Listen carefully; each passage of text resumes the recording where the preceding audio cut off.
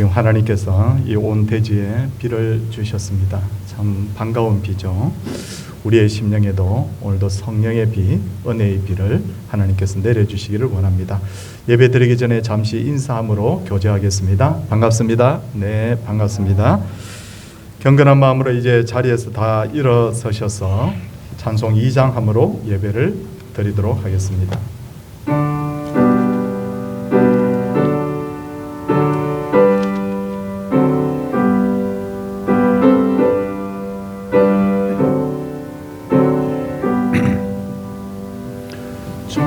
천황 성부 성자 성령 성삼위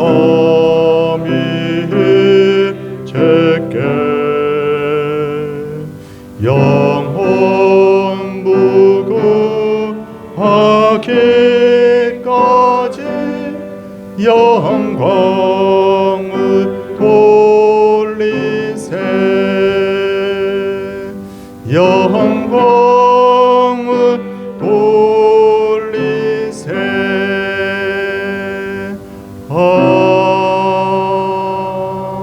아멘. 자리에 착석하시기 바랍니다. 교동문은 십계명을 하도록 하겠습니다. 주보를 보시면 되겠습니다. 제1은 너는 나 외에는 다른 신들을 내게 두지 말라. 제1은 너를 위하여 새긴 우상을 만들지 말고 또 위로 하늘에 있는 것이나 아래로 땅에 있는 것이나 땅 아래 엉켜진 것에 어떤 형상도 만들지 말고 그것들에게 절하지 말며 그것들을 숨기지 말라. 제3은 너는 내 하나님 여호와의 이름을 망령되게 부르지 말라. 제4는 안식일을 기억하여 거룩하게 지키라. 제5는 내 부모를 공경하라. 제7은 간음하지 말라. 제9는 내 이웃에 대하여 거짓 증거하지 말라. 내 이웃의 집을 탐내지 말라. 아멘. 네. 제가 조금 실수한 것 같습니다. 이제 우리 사도신경으로 신앙을 고백하도록 하겠습니다. 나는 전능하신 아버지 하나님 천지의 창조주를 믿습니다. 나는 그의 유일하신 아들 우리 주 예수 그리스도를 믿습니다. 그는 성령으로 잉태되어 동정녀 마리아에게서 나시고 본디오 빌라도에게 고난을 받아 십자가에 못 박혀 죽으시고 장사된 지 사흘 만에 죽은 자 가운데서 다시 살아나셨으며 하늘에 오르시어 전능하신 아버지 하나님 우편에 앉아 계시다가 거기로부터 살아있는 자와 죽은 자를 심판하러 오십니다. 나는 성령을 믿으며 거룩한 공교회와 성도의 교제와 죄를 용서받는 것과 몸의 부활과 영생을 믿습니다. 아멘. 찬송 91장입니다.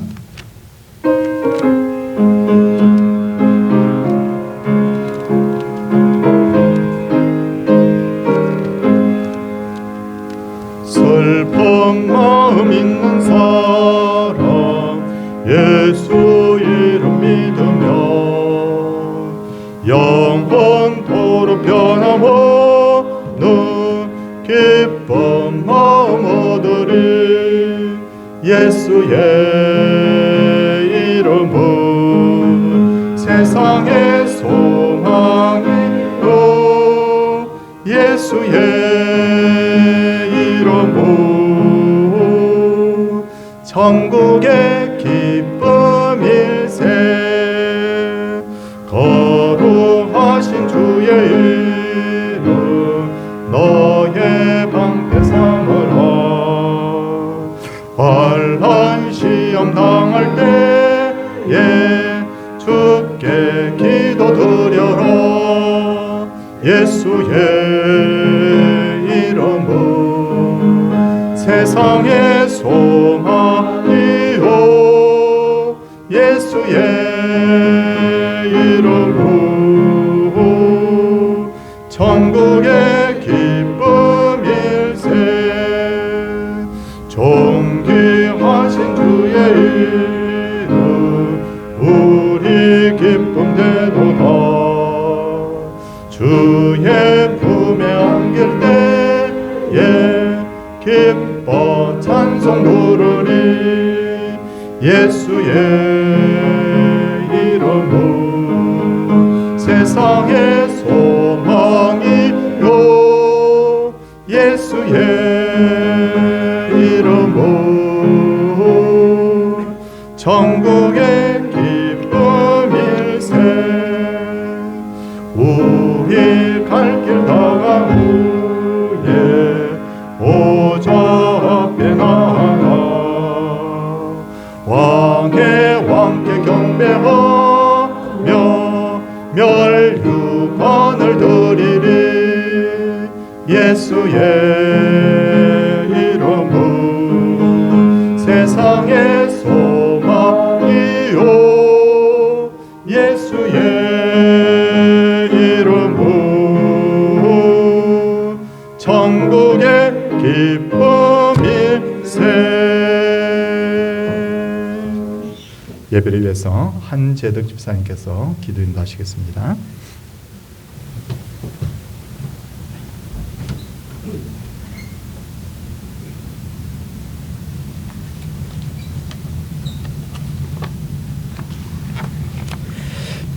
기도드리겠습니다.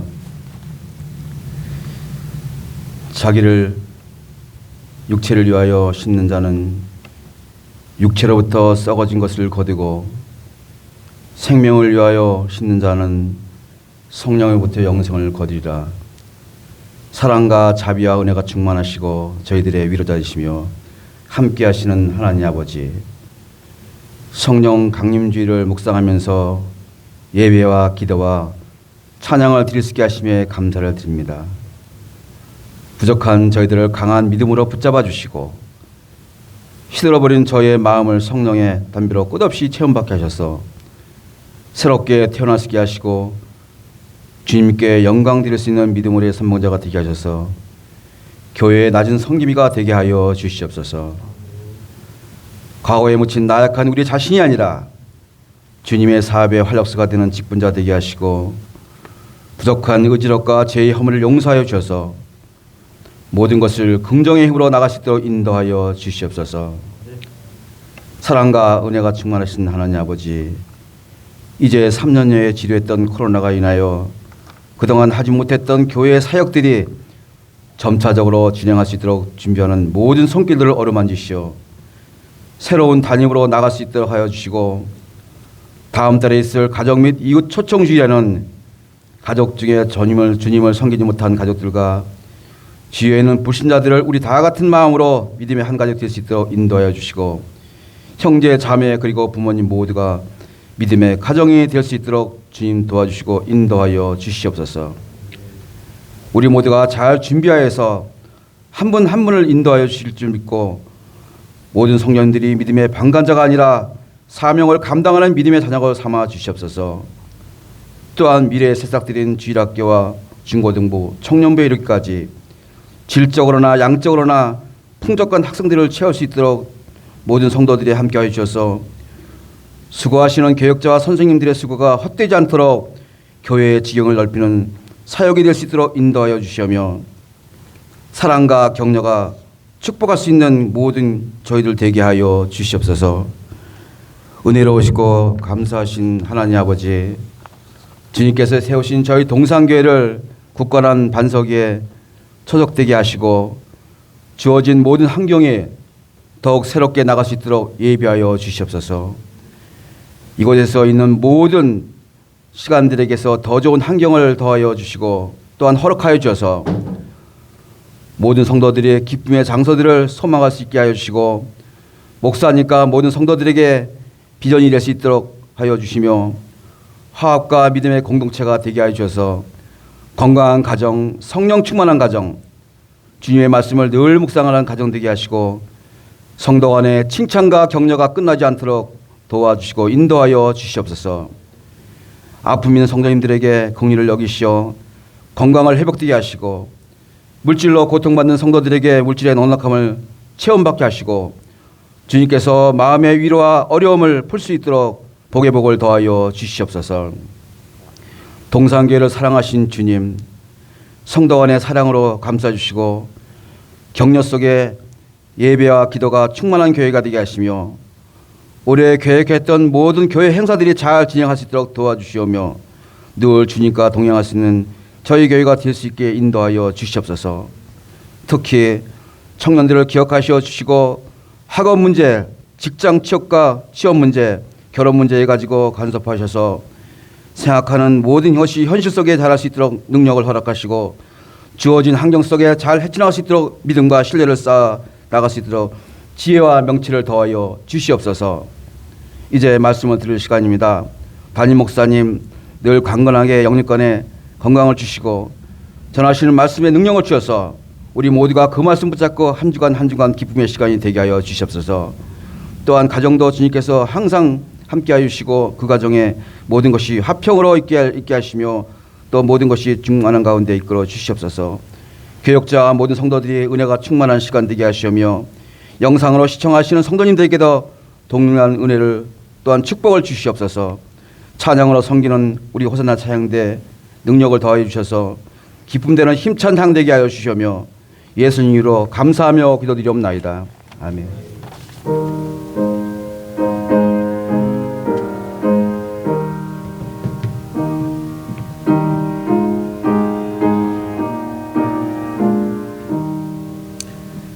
하나님의 말씀은 창세기 2장 18절에서 24절까지의 말씀입니다.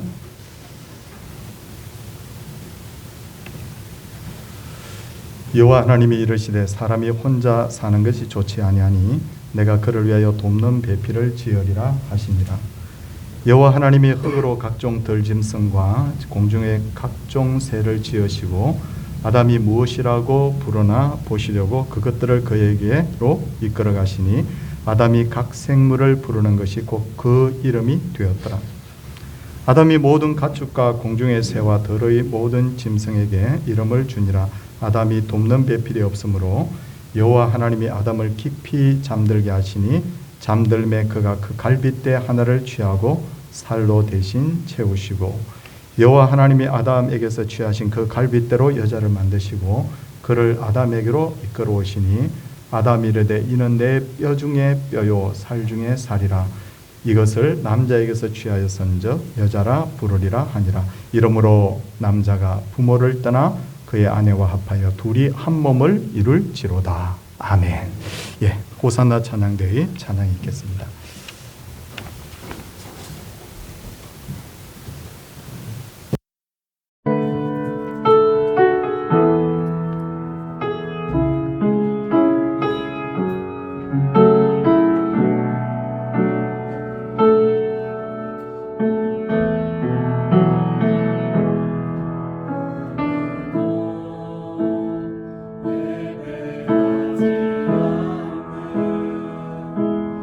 오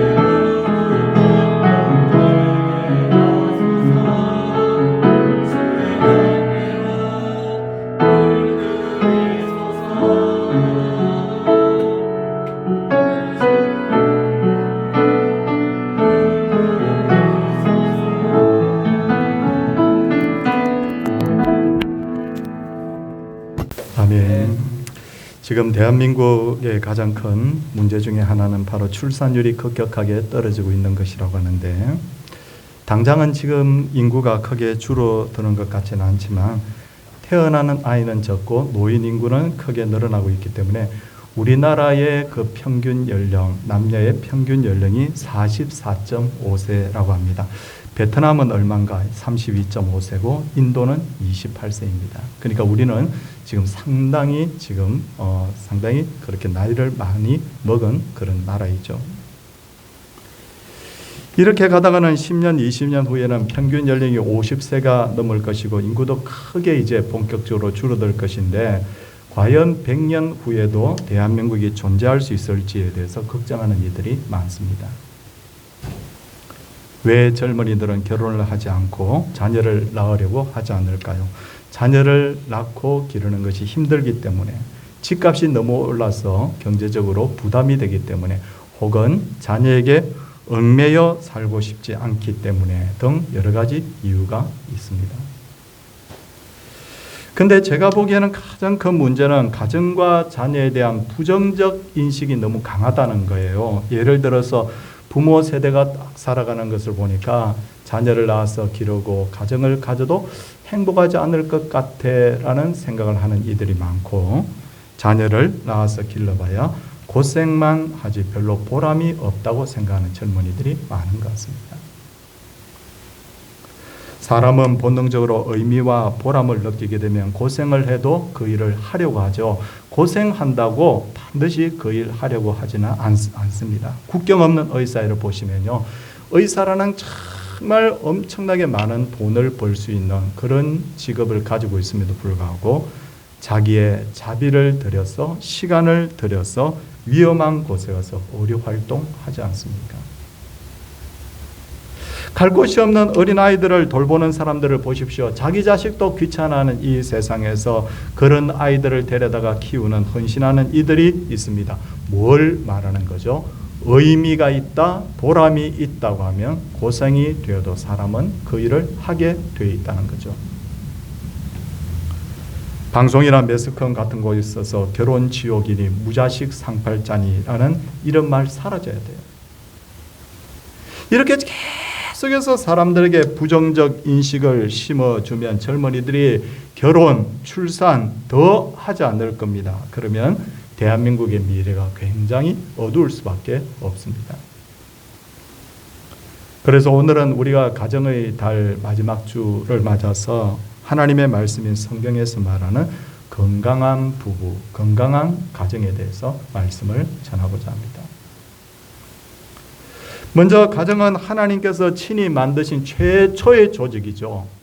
이 가정 자체는 사람이 만든 것이 아니라 하나님 만드신 것이고, 건강한 가정의 가장 기본적 바로 요소는 건강한 부부에서 시작이 됩니다. 태초에 하나님께서 천지를 창조하실 때 모든 생물은 암컷과 수컷을 만드시고, 사람도 남자와 여자로 지으시고, 남자와 여자, 암컷과 수컷이 전부 짝을 이루며 살도록 하셨습니다. 그래서 창세기 2장 18절을 보면 여호와 하나님이 이르시되 사람이 혼자 사는 것이 좋지 아니하다라고 하셨고, 하나님께서는 친히 여자를 창조하셔서 남자와 짝을 이루게 하셨습니다. 그러므로 남자와 여자가 만나서 결혼해서 사는 것은 창조의 원리라는 거죠. 그러나 성경을 보면 반드시 결혼을 해야 되는 것은 아닙니다. 어떤 경우에 결혼하지 않아도 좋은가라고 봤더니 바울의 경우에는 복음 전하기 위해서, 보다 효율적으로 복음 전하기 위해서 그는 혼자 이렇게 지내는 길을 택했습니다. 고린도전서 7장 26절을 보면 말세 때 환난이 닥칠 것을 대비해서 혼자 사는 것도 좋다고 했어요. 그렇다면 왜 하나님께서 남자와 여자를 창조하시고 그들이 결혼해서 살게 하셨을까요? 창세기 2장 18절에 답이 나와 있는데, 그것은 바로 돕는 배필로 그들을 짝지어 주신 것이죠. 돕는 배필이라는 말은 히브리어로 에제르라고 하는데, 이는 옆에 있어주는 존재, 도움을 주는 존재, 맞서는 존재, 그런 뜻을 가지고 있어요. 부부는 참 신기합니다. 평소에는 내가 옳으니 하면서 막 다투다가 가정에 어려움이 딱 생기면 그때부터 둘이 한 몸이 되어서 그의 문제를 해결하는데, 이게 뭐냐면 바로 도움을 주는 존재예요. 그리고 부부는 상대방이 잘못된 길을 가면 맞서서 그 길을 가지 못하도록 막잖아요. 당신 마음대로 살아도 좋다, 그렇게 하는 부부가 없어요. 마태복음 27장 19절을 보니 총독 빌라도가 예수님을 십자가에 못 박으려고 했을 때도 그의 아내가 사람을 보내서 어젯밤에 내가 꿈을 꿨는데 너무 꿈자리가 내가 뒤숭숭해, 예수라는 사람에게 당신 손대지 마라. 그렇게 그 남편의 잘못된 길을 가는 것을 막았는데, 이게 바로 맞서는 존재의 의미입니다. 하나님께서 남자와 여자를 창조하실 때 하나님의 계획하신 대로 완벽하게 창조했습니다. 완벽하다는 말은, 여기서 완벽하다는 말은 부족함이 없다 그런 뜻이 아니라 하나님께서 의도하신 대로 그렇게 만들어졌다는 뜻이에요. 그러나 남자와 여자가 부부로 살면 더 완벽해지죠. 성도님들, 우리가 한번 생각해 볼 것이 있습니다. 장갑이 하나 있다고 보십시오. 장갑이 있습니다. 오른쪽 장갑 만들었어요. 왼쪽 장갑도 만들었어요. 그 왼쪽 오른쪽 장갑은 그 고유의 어떤 서임에 맞게 만들어졌잖아요. 계획한 대로 완벽하게 만들어진 거예요. 그런데 오른쪽 장갑과 왼쪽 장갑이 한 상을 이룰 때 장갑으로서의 기능을 더 완벽하게 수행할 수 있지 않습니까? 사람의 육체의 성장은 30살 이전에 끝난다고 합니다. 그러나 영적, 정신적 성장은 죽을 때까지 계속 되는데, 에베소서 2장 22절을 보면 너희도 성령 안에서 하나님이 거하실 처소가 되게 하여 그리스도 안에서 함께 지어져 가느니라. 무슨 말입니까? 우리 성장이 끝난 것이 아니라 계속해서 지금도 만들어져 가고 있다는 거죠. 에베소서 4장 13절을 보면 우리가 다 하나님의 아들을 믿는 것과 아는 일에 하나가 되어 온전한 사람을 이루어 그리스도의 장성한 분량이 충만한 데까지 이르리니, 우리가 계속 영적 정신적으로 성장해가지고 마지막 목표 지점이 어디냐면 바로 그리스도의 장성한 분량. 나이 들었어, 나 목사님 나 더 이상 성장이 없어요. 아니에요. 그 육체의 성장을 말하는 거고, 정신적, 영적 성장은 지금도 계속해서 이루어져야 돼요.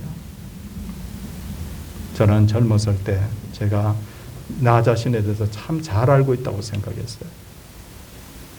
그리고 내가 참 그런대로 괜찮은 사람이라고 생각을 했습니다. 그러니 이렇게 사람이 이렇게 만들어졌겠죠. 내가 원하는 대로 가는 거니까. 그런데 이게 웬일입니까? 결혼 생활을 하다 보니까 제 약점이 너무 많은 게 드러나더라고요. 아내하고 이야기를 하다 보면 내가 자존심이 있어서 어떤 때는 그 용납을 안 하는 그런 면도 있지만, 내가 왜 그렇게까지 생각을 못했을까?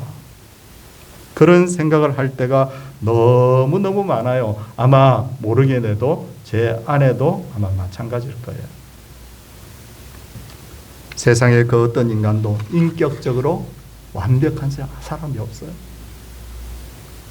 다 부족한 존재라는 거죠. 혼자서 살면 그게 보이질 않는 거예요. 결혼 생활을 해보면 자신에 대해서 보지 못했던 많은 부분들이 보이기 시작하고, 결국 결혼 생활을 통해서 부부는 함께 자라가게 되는 거죠. 건강한 가정이 되기 위해서 가장 필요한 것은 사랑입니다. 젊은 남녀가 만나서 결혼을 합니다. 저도 이렇게 돌이켜 보니까 결혼 주례를 제법 많이 했더라고요. 제가 결혼식 할 때마다 주례자로서 신랑 신부에게 말합니다. 신랑은 신부를 죽기까지 사랑하느냐고. 대부분 신랑들이 예! 하고 이렇게 대답을 해요. 신부에게도 묻습니다. 신부는 신랑을 죽기까지, 죽음이 그대를 갈라놓을 때까지 사랑하느냐고. 네 하고 확신 있게 대답합니다. 이처럼 세상의 모든 부부는 사랑하기 때문에 결혼하지. 이 21세기에 내가 업혀와서 어쩔 수 없이 산다는 그런 부부가 과연 있겠냐는 거예요. 그런데 안타깝게도 많은 부부들이 살면서 갈등을 겪다가 돌아서 버려요. 왜 이런 현상이 벌어질까요? 한번 생각해 보십시오. 결혼식장에서 사랑한다고 고백했던 그 말이 거짓말이었는가요? 저는 그렇게 보지 않아요. 그 당시에는 너무너무 사랑했죠. 목숨보다 더. 그런데 왜 갈등이 생기는가? 서로의 생각이 다르기 때문에. 얼마나 다른가 하면 존 그레이라는 분이 책 표지로 사용했던 화승에서 온 남자, 금승에서 온 여자, 얼마나 다른가 하면 각각 다른 행성에서 온 사람만큼 다르다. 저는 성도님들 아침에 저는 일어나면 꼭 저는 밥을 먹어야 돼요. 근데 저희 아내는요, 아침에 커피, 빵, 채소 이런 거 먹으면 좋겠다고 늘 이야기해요. 아니, 밥 먹자는 제가 옳은 겁니까? 아니면 빵 먹자고 하는 저희 아내가 옳은 겁니까? 밥이래요. 우리 감사해요. 성도님들, 저는 어디에 가면, 이렇게 가면 저는 산과 계곡이 너무 좋아요. 가면 시원하고 늘은데 저희 아내는 바다를 좋아해요. 전 바다 옆에 오래 살아봐서 아는데요. 여름 되면 너무 찐득찐득해서 전 별로 안 좋아하는데, 성도님들, 산 계곡에 가자는 제가 옳은 거예요? 바다에 가자는 저희 아내가 옳은 거예요? 휴일이 되었습니다. 저는 아내와 함께 즐거운 어떤 일들을 하고 싶어 하는데 저희 아내는 모처럼 휴일이니까 좀 쉬자고 해요. 어느 쪽이 옳으냐는 거예요. 한번 생각해 보십시오. 갈등이라는 한자를 분석해 보면 갈은 식을 말합니다. 등은 등나무를 말하죠. 칡덩굴은 왼쪽으로 쭉 나무를 이렇게 감아서 올라가고 등나무 등굴은 오른쪽으로 이렇게 쭉 이렇게 감아서 올라갑니다.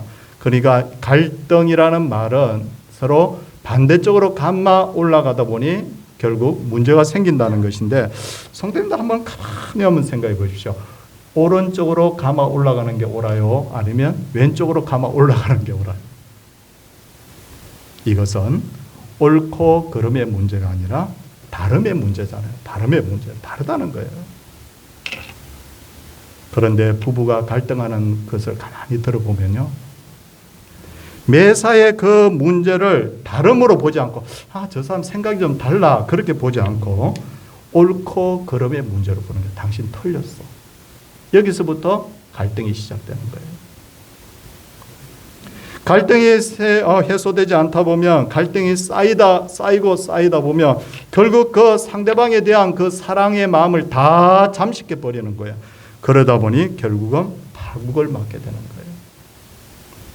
여기 우리 권사님들, 우리 장로님들 여기 계시지만요, 살아보셨잖아. 저보다 더. 저는 이제 30년 조금 안 되게 살아봤지만 여러분 저보다 더 오래 살아봤죠. 안 맞아. 틀린 게 아니라 다른 거예요. 부부 혹은 가족은 사랑의 공동체입니다. 이 세상에 사랑하지 않는 부부가 없고 사랑하지 않는 가족이 없습니다. 그런데도 부부간에 혹은 가족 간에 갈등이 일어납니다. 그 이유는 뭐냐면 사랑을 제대로 표현할 줄 몰라서 그런 거예요. 사랑을 표현하는 방법을 잘 몰라서 그런 거예요. 부부는 세상에서 제일 가까운 사이죠. 내가 뭐라고 해도 나를 이해하겠지라고 말을 막 그냥 합니다. 함부로 막 합니다. 그러다 보면 부부가 오해해서 크게 다투게 됩니다. 뭐가 잘못된 거죠? 내가 할 말을 했는데, 내가 하고 싶은 말을 했는데 뭐가 잘못됐느냐 생각해 보면 지혜롭게 말하지 못한 것이 잘못이에요. 부부와 자식 간에도 마찬가지입니다. 부모는 자식을 사랑하죠. 그런데 사랑을 표현할 때 아주 지혜롭게 해야 돼요. 다윗에게는 아끼는 아들 아도니아가 있었는데 다윗이 고생하던 때에 태어난 아들입니다. 그런데 이 아들이 태어났는데 얼마나 용모가 빼어난지 열왕기상 1장 6절을 보니까 아주 준수했다고 했습니다. 그러다 보니 사람들이 전부 다 다윗 왕의 이 아들인 아도니아를 전부 칭찬합니다. 다윗도 얼마나 그 아들을 사랑했는지 눈에 넣어도 아플 것 같지 않아. 그러니 내가 어찌 그리하였느냐고 한 번도 참견하거나 책망한 적이 없어요. 아도니아가 너무너무 자기 인정만 받다 보니까 넘쳐버린 거예요. 아, 내가 세상에서 제일 잘난 존재이구나, 그렇게 생각했을 수 있겠죠. 마침내 아버지의 왕위를 노리고 반란을 일으킵니다. 자, 성도님들, 자식 키울 때 불가원 불가건이에요. 너무 무관심하고 너무 멀리해서도 안 되지만 너무 막 이렇게 내가 사랑한다고 해서 사랑을 너무 표현하다 보면 자식이 버릇없는 자식이 될 수 있으니까. 오냐오냐 키워서도 안 되고 지나치게 엄해서도 안 되고, 그 아이들을 가만히 관찰해보면 아이들 나름대로의 개성이 있거든요. 성격이 있거든요. 그 성격에 맞게 아이를 잘 관찰하면서 사랑을 표현하더라도 지혜롭게 판단할 줄 알아야 돼요. 특히나 부부의 문제는 부부간에서 해결해야 됩니다. 창세기 2장 24절을 보면 이러므로 남자가 부모를 떠나 그의 아내와 합하여 둘이 한 몸을 이룰지니라. 남자가 부모를 떠나 그 아내와 합하여 한 몸을 이룬다. 이 말은 무슨 말이냐면 더 이상 부모에게 의존하지 말라는 거예요. 결혼을 했으면 경제적으로도 완전 독립해야 되고 정신적으로도 부모에게 의존하지 말아야 됩니다. 창세기 24장을 보면 아브라함이 아들 이삭의 배필을 구하기 위해서 종을 하란으로 보냅니다. 그 하란에서 마침내 리브가를 만나게 되는데 버두엘이라는 그 사람의 딸이었어요. 그래서 그 버두엘의 가정을 방문합니다. 이렇게 말하죠. 우리 주인 아브라함이 자기 아끼는 그 아들의 배필을 구하기 위해서 왔는데 당신 딸을 주셨으면 좋겠다고. 그러자 이 버두엘과 그 리브가의 오라비 라반이 그 결정 문제를 누구에게 맡기느냐면 리브가에게 맡깁니다. 어떻게 하겠느냐. 그랬더니 리브가가 이렇게 말하죠. 내가 아브라함의 종과 함께 가나안으로 가겠다고. 이거예요. 결혼 문제에 있어서는 자기가 책임지는 거예요. 자기가 결정하는 거예요. 많은 젊은이들이 결혼을 할 때 자기가 마음에 드는 배필을 데리고 와서 부모에게 결혼하게 해달라고 하죠. 부모가 아니라고 해도 결혼하잖아요. 자, 거기까지는 좋습니다. 그런데 문제가 뭐예요? 살다가 문제 생기면 그때 와가지고 막 부모에게 와서 사느니 못 사느니 뭐 부모를 힘들게 하잖아요. 저도 그런 경험이 참 많습니다. 저도. 우리 교회는 젊은 분들이 많이 없는데 예전에 젊은 분들이 많은 그런 교회, 좀 규모가 있었던 교회에서 제가 신무를 했기 때문에, 아니 결혼할 때는 목사님 결혼합니다, 주례해 주세요, 이것만 통보하거든요. 안 물어봐. 저 사람이 어떠냐고 한번 만나보라고. 목사님 생각 어떠시냐 안 물어봐. 근데 문제 생기면 꼭 찾아옵니다. 찾아와가지고 못 살겠다고. 이거 아니거든요. 자기의 이런 어떤 결혼 문제에 있어서는 뭐냐? 자기가 정말 소신을 가지고 하나님 앞에 기도하면서 자기가 결정하고 자기가 책임지는 거예요.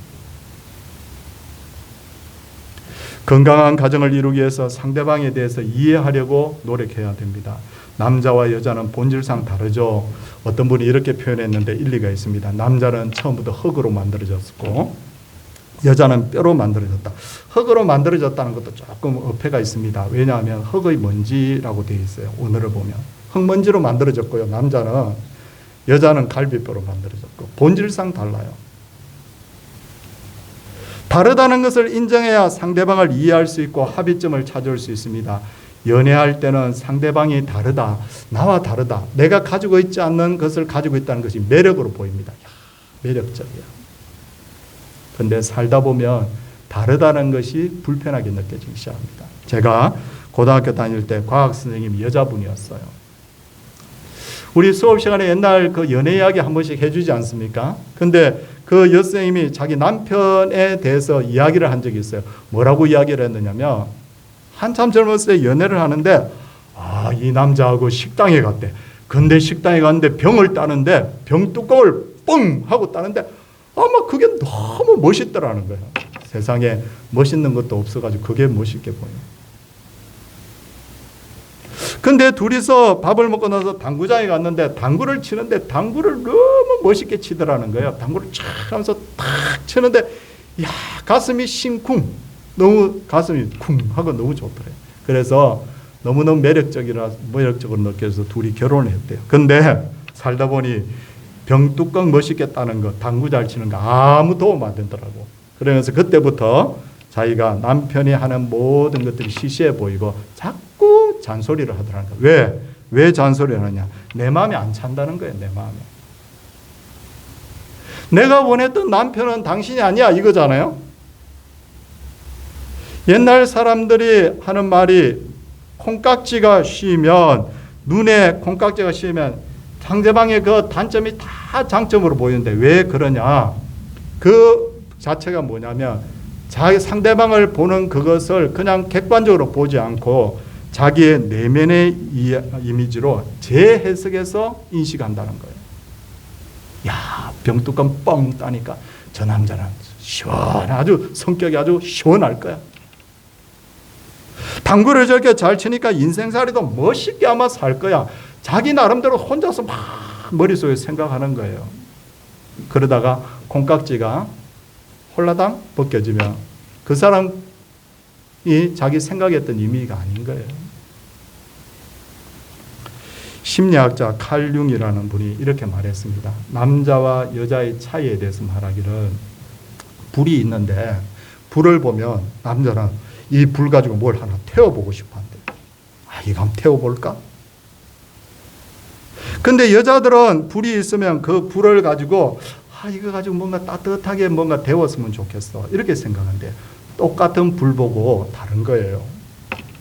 사람 다 똑같지 않아요. 꽃을 하나 봅니다.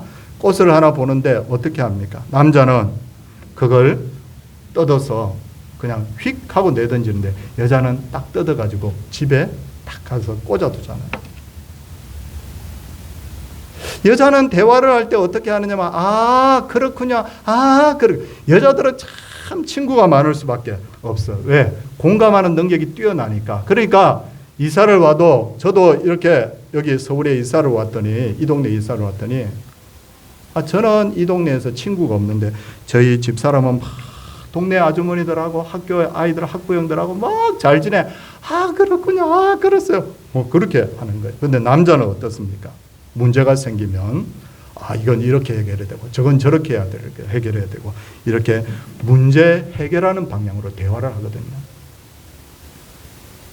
근데 비판적으로 한번 본다고 한번 생각해 보시죠. 비판적으로 본다. 그러면 문제가 생겼어. 근데 남자는 여자를 보고 아이고 맞장구만 치고 있다고 해서 뭐 그렇게 맞장구만 치고 있다고 해서 문제 해결돼? 이렇게 말할 수 있잖아요. 근데 여자는 뭐라고 합니까? 남자가 이건 이렇게 해결하고 저건 저렇게 해결하고 이러면 뭐라고 그래요? 여자들이 내 마음 몰라준다고. 참 이렇게 해서 둘이서 갈등 겪는 것 같아요. 근데 다르게 한번 생각해 보세요. 문제가 일어났습니다. 근데 두 사람이 똑같아. 두 사람이 똑같이 여자의 마음으로 공감하는 것만 있다고 하면요. 문제 해결을 안 해. 근데 둘이서 맞장구만 치고 있어. 어떡해. 어떡해. 두 사람이 똑같이 남자처럼 문제 해결하려고만 한다고 생각해 보십시오. 그러면 문제는 해결할 줄 모르지만 가족들이 마음 다치잖아요. 누가 그 마음을 추스려 준단 말이에요. 다르다는 것이 생각해 보면 참 불편해 보이지만 이게 참 이 자체가 굉장히 은혜예요, 사실은. 아이들에게도 마찬가지입니다. 엄마는 공감해 주는 거예요. 그랬어? 그랬어? 그래서? 아빠는 어떻게 해야 돼요? 너는 미래를 위해서 이렇게 준비해야 돼. 이렇게 해야 돼. 이게 뭐예요? 남자와 여자가 다른 거예요. 이 두 사람이 함께 딱 되면 가정에 안정감이 있죠. 엄마는 다독여주고 아빠는 길을 제시해주고. 이제 오늘 이 가정의 달을 맞아서 이 가정에 대한 설교를 했는데 중요한 게 뭐예요? 이들도 실천하는 거예요. 사랑이 없으면 소리나는 구리와 울리는 꽹가리가 된다고 했듯이 실천이 없으면 역시 소리나는 구리와 울리는 꽹가리가 될 수밖에 없어요. 왜 성경 읽습니까? 왜 성경 읽습니까? 왜 성경 공부합니까? 지식 쌓기 위해서 아니잖아요. 그 말씀 통해서 내가 그 말씀을 실천해서 내가 변화가 되기를 원하는 거잖아요. 예수님이 바리새인들 비판한 말씀 한번 들어보세요. 이렇게 비판하셨어요. 그러므로 무엇이든지 그들이 말하는 바는 행하고 지키되 그들이 하는 행위는 본받지 말라. 그들은 말만 하고 행하지 아니하느니라. 바리새인들이 말하는 것 자체 그건 틀린 게 별로 없다는 거잖아요. 근데 뭘 안 한다고요? 그들은 말만 하고 행하지 않는다. 우리 은혜 받았다고 하면 내가 감동받았다는 것으로 끝나는데 그렇게 되면 안 되죠. 지정의. 아, 그렇구나. 아, 그렇게 살아야 되는데, 그리고 나가서 내 삶에서 그걸 적용하는 거예요. 참 사람이 말 한마디를 어떻게 하느냐, 상대방을 어떻게 바라보느냐에 따라서 행불행이 결정되죠. 제가 얼마 전에 아내하고 막 이렇게 이게 옳으니 저거 옳으니 막 이러다가 제가 그렇게 이야기했어요. 아니, 왜 당신은 털렸는데 끝까지 그렇게 우기느냐고 제가 했더니 저희 아내가 이런 말을 하는데 제가 기분 좋았어요. 뭐냐면 본래 잘난 사람이 양보하는 거야. 나는 내 남편이 항상 나보다 낫다고 생각해. 이러는데 뭘 더 이야기를 합니까? 옛날에는 설교를 들으면 이렇게 합니다. 옛날에는 설교 들으면 아멘, 순종합시다 이러잖아요. 근데 요즘 사람들은 설교를 들으면 이렇게 한대요. 토론해 봅시다.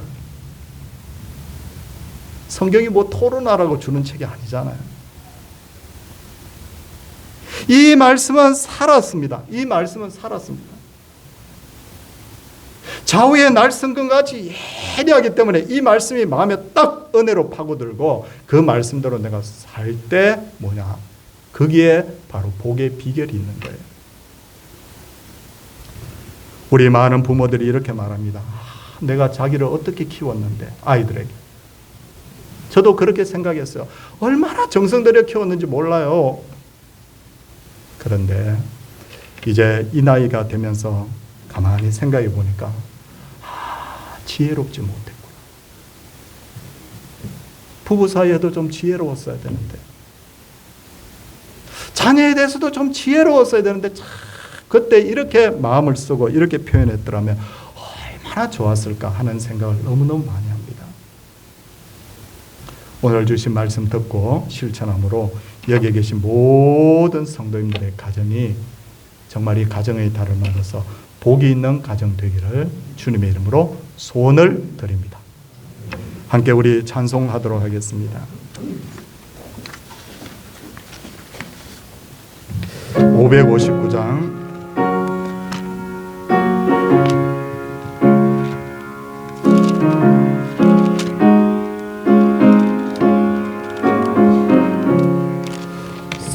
서철의 봄바람 불어있고 하나님 아버지 모셨으니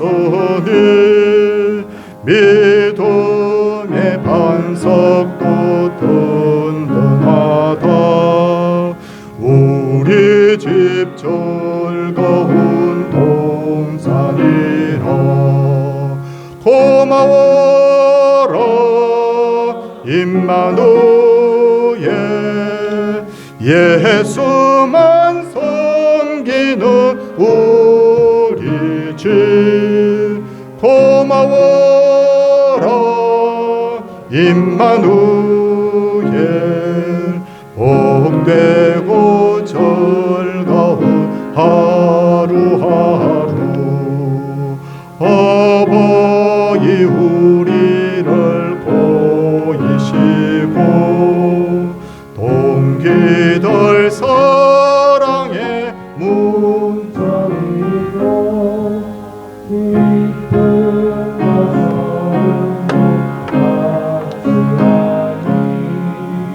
한강의 초가도 천국이라 고마워라 임마누엘 예수만 섬기는 우리 집 고마워라 임마누엘 복되고 즐거운 하루하루 아침과 저녁에 수고하여 다같이 일하는 온 식구가 한 상에 둘러서 먹고 마셔 여기가 우리의 낙원이라 고마워라 임마누엘 예수만 섬기는 우리 집 고마워라 임마누엘 복되고 즐거운 하루하루 항상 지켜주시는 주님의 은혜 감사합니다. 범사에 감사드립니다. 주님 두 자녀 하루속히 하나님의 아들 딸로 삼아 주시옵소서. 범사에 감사, 범사에 감사. 날마다 찬송하며 주님을 기뻐하는 삶 살게 하옵소서. 하나님 아버지 감사합니다. 주님의 이름으로 주님께 구하오니 복을 주시고 주님이 다 행하시는 기쁨에 유월되게 하옵소서. 주님의 은혜를 감사드립니다. 그리고 생일 감사의 물을 하나님께 드렸습니다. 손을 모아 우리 함께 기도하도록 하겠습니다. 하나님 감사합니다. 하나님의 말씀의 원리대로 깊이 깨달아가면 여기에 진정한 행복의 비결이 있고 여기에 진정한 삶의 비결이 있는 것을 깨닫게 됩니다. 이제는 내가 알았다, 내가 깨달았다가 아니라 이제는 그 알고 깨달은 말씀대로 삶 속에서 지혜롭게 실천할 수 있는 그런 우리 모두가 되게 하여 주옵소서. 남편이 아내를 향하여, 아내가 남편을 향하여, 부모가 자녀를 향하여, 자녀가 부모를 향하여 하나님이 정해놓은 그 가정의 원리를 따라 잘 순종하고 실천함으로 우리의 가정에 많은 갈등들이 사라지고 불편한 것들이 해소되고 하나님 앞에 진정한 평화와 행복이 임하는 그런 우리 모든 성도님들의 가정 되게 하옵소서. 이 5월 가정의 달임에도 불구하고 몸이 아픈 분들이 있습니다. 또 가족들이 힘들어합니다. 또 어려움 하나님 여러 가지 문제로 힘들어하는 그런 가정도 있는데 하나님이여 다 치유하여 주시고 회복되게 하여 주시옵소서. 자녀를 위하여 특별히 기도합니다. 자녀들의 앞길을 인도하시되 첫째는 이들이 예수 그리스도를 향한 경건한 신앙인들이 되게 하옵소서. 그래서 정말 이들의 영혼이 잘되며 범사가 잘 된다라는 이 원리를 따라서 그리스도 안에서 은혜를 누림으로 말미암아 이들의 인생길이 날마다 형통의 길로 갈 수 있도록 주님 도와주시옵소서. 하나님 우리 가정이 복음의 전초기지가 되기를 원하나이다. 6월 25일 날 가족 및 이웃 초청 주일입니다. 잘 준비되게 하시고 이날 유종의 미를 거두게 하옵소서. 아울러 하나님 앞에 은혜를 구합니다. 우리 서울 동산교회가 날마다 하나님 예배에 승리하고 성공하고 정말 복음을 위하여서 헌신하는 그런 교회가 되게 하시고 믿는 자의 수가 날마다 더하여지게 하옵소서. 사랑의 주님, 오늘도 귀한 예물들 드렸습니다. 하나님 앞에 드린 11조 감사의 물, 전도 선교의 물, 건축의 물, 주일의 물 하나님 다 음량하여 주시옵시고 하나님께서 복을 주시되 영혼이 잘되며 범사가 잘되는 그런 놀라운 복이 드린 손길들 위에 임하게 하옵소서. 형편이 어려워서 상황이 여의치 않아서 드리지 못한 분도 드릴 수 있는 믿음과 형편 되게 하옵소서. 그리고 생일을 맞은 분이 있습니다. 하나님, 어렸을 때부터 철저하게 하나님 경외하는 사람으로 자라가게 하여 주옵소서. 우리를 억만 죄악 가운데서 구원하신 예수님 이름으로 기도드리옵나이다. 아멘.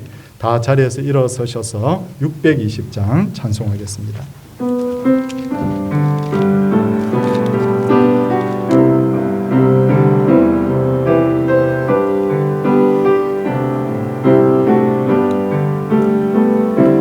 여기에 모인 우리 주의 은총 받은 자여라. 주께서 이 자리에 함께 계심을 아노라. 언제나 주님만을 찬양하며 따라가리니 시험을 당할 때도 함께 계심을 믿노라. 이 믿음 더욱 굳세라. 주가 지켜주신다. 어두운 밤에도 주의 밝은 빛 인도하여 주신다.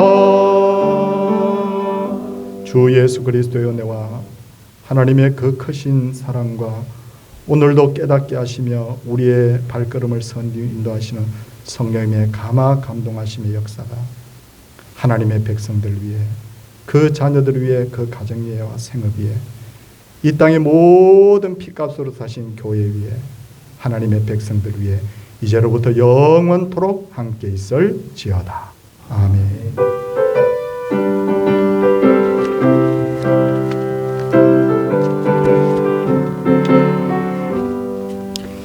네, 잠시 착석하십시오. 오늘은 잠깐 순서가 조금 있습니다. 제가 순서가 있어서 조금 빨리 진행하도록 하겠습니다. 오늘 추억의 사진 전시회를 하는데요. 우리 성도님들께서 이렇게 많은 분들이 자신 가족 사진, 옛날 추억의 사진을 내놓았어요. 그래서 이 사진 내놓으신 분들 그냥 제가 돌려드리기는 좀 그래서 그래도 협조했으니까 이렇게 한 장은 이렇게 예쁜 액자에다가 넣어가지고 이렇게 돌려드립니다. 이렇게 난 낼 걸 다음에 할 때는 꼭 내십시오. 그래서 로비에 사진과 함께 이렇게 액자를 넣어서 준비해 뒀으니 가져가시기를 바랍니다. 그리고 추억의 영상을 만들었는데 사진이 많아가지고요. 사진이 많아가 시간이 많이 걸렸어요. 그래서 제가 이걸 며칠 동안 이 최규택 집사님이 작업을 하셨는데 제가 좀 줄여달라고 해서 조금 줄이긴 했지만 그런 한 10분 정도 그렇게 됩니다. 이어서 바로 시청을 하도록 그렇게 하겠습니다. 그리고 오늘 이 시간에는 우리 작정서 다 받으셨죠? 작정서 다 받았는데 지금 작정하십시오. 지금 가족 중에 내가 초청할 분, 이웃 중에 초청할 분, 우리 구역에 혹은 우리 교회에 여러 해 동안 지금 제대로 안 나오는 분 장기 결석가 있습니다. 다 적으십시오. 적고 그동안 대신방에 협조해 주신 분들께 감사드립니다. 마지막 한 구역 남은 구역 오늘 대신방 하도록 그렇게 하겠습니다. 오늘 동산성경대학은 우리 한국교회사 3부 예배 후에 강의가 있고 우리 정기당에 오늘 3부 예배 후에 있습니다. 잠시 기도하고 우리 작정하고 영상 보겠습니다. 하나님 감사합니다. 이 시간에 우리가 마음을 쏟아 우리 가족, 이웃, 장기 결석자들 헤아리고 이렇게 초청하고자 작정합니다. 하나님께서 이 시간에 우리의 마음에 감동 감화해 주시고 또 지난 추억을 사진을 통해서 한번 되새겨 보고자 합니다. 은혜의 시간 되게 하옵소서. 예수님 이름으로 기도드리옵나이다. 아멘. 자, 지금